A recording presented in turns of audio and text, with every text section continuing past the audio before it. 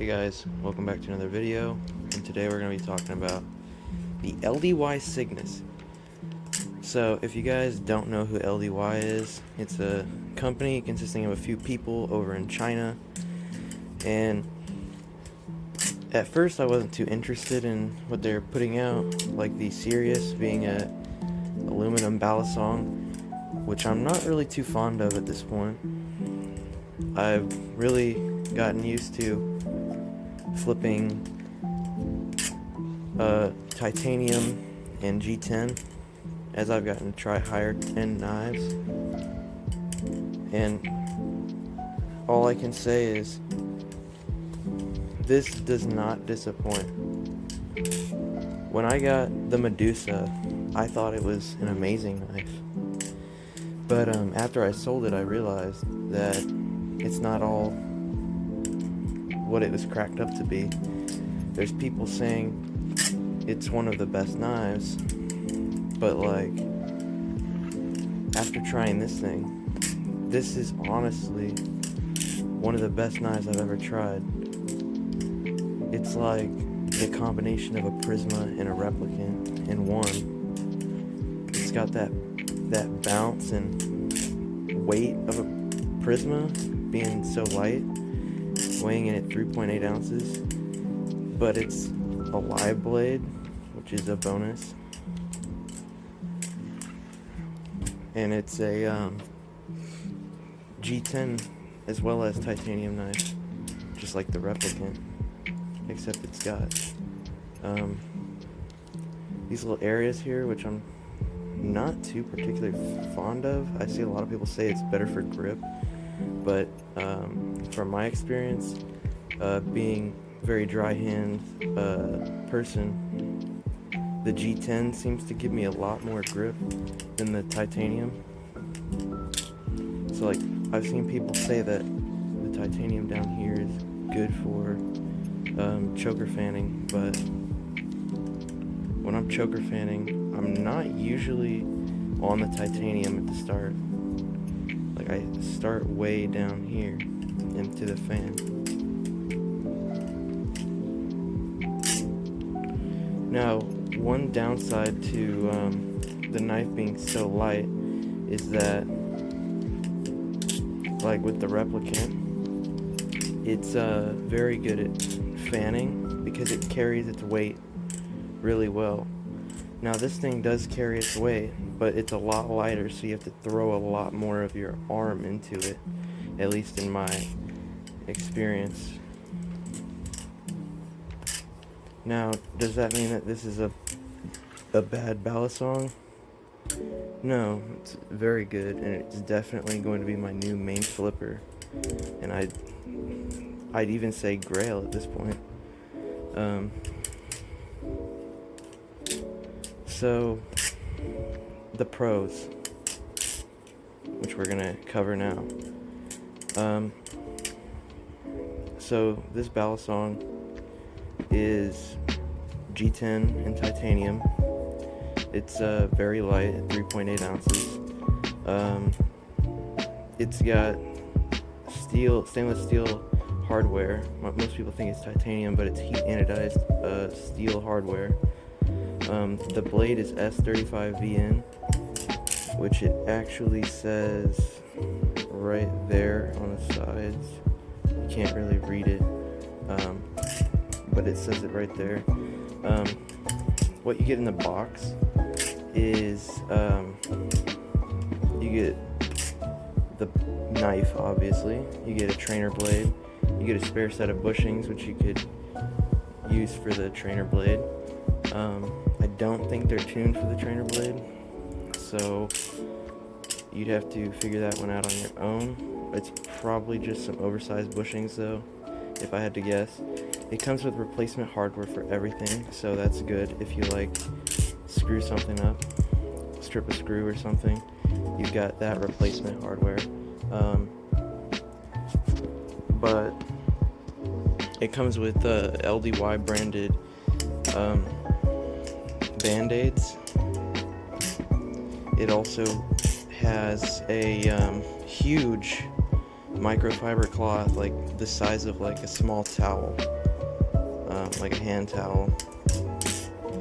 It also has a NFC card, which you can tap up against your phone, and it'll bring up a spec sheet, and that's pretty cool. It has like all the specs that you'd ever need. So in case you do need to buy some spare bushings or something, or some screws, it's got all the measurements for you, so you can get everything you need. So that's pretty nice without needing to measure yourself. You can get everything that you need. The price tag for this thing comes in at $450 with the OG blade and this white G10 with the raw titanium and the trainer blade. That was $450. I don't think they have anything cheaper than that, but I know you can get more. You can get different blades for like extra, but starting price is $450. Wait times. This thing took a month to get here from ordering. So from the day I ordered, which was mid last month, it took a little over a month to arrive. But to be fair, it did say there'd be roughly a 20-day wait time before it was shipped. And it was about like 16 days before it was actually shipped. But it took less than a week and a half before this thing arrived in the mail from ordering.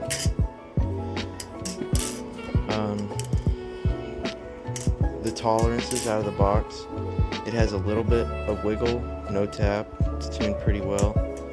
It's got like play like my replicant. There's a few discrepancies in the quality control that I see.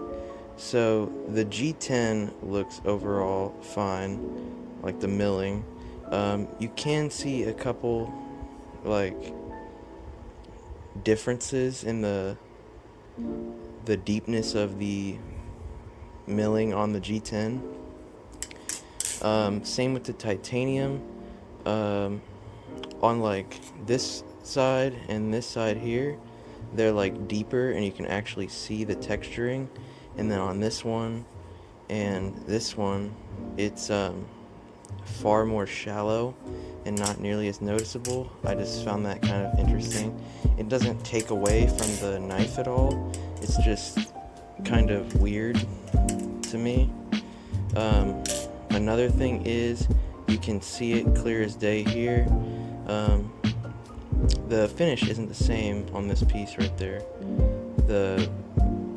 This piece right there is very matte compared to the rest of it. I noticed it yesterday, and I thought it was very odd.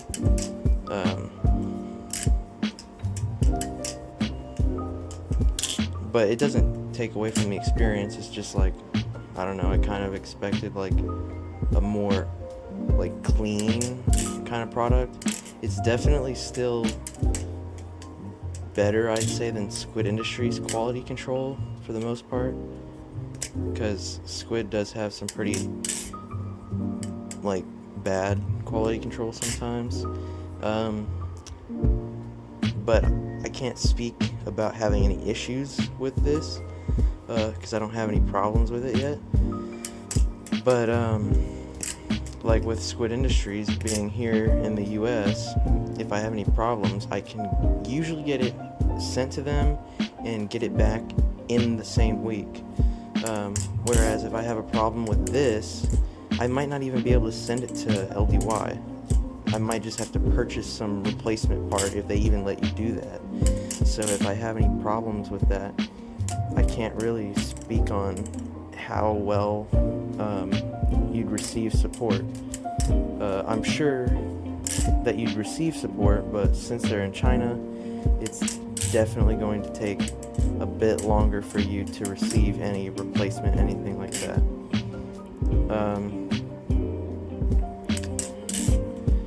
well, other than that, that's really all I've got for this.